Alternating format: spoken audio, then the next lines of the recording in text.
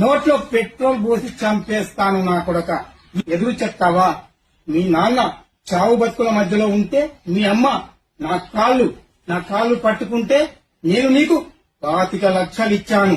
డబ్బులిమ్మంటే నాటకాలు ఆడుతున్నావురా. స్టార్ట్. పెద్ద అన్న వద్దన్నా, నాకు జాబ్ రాగానే నీ డబ్బు మొత్తం ఈ ఊళ్ళో పెట్టి ఇచ్చేస్తానన్నా. రిమోట్ నొక్కానంటే నీ తల్లి చచ్చిపోతుందిరా.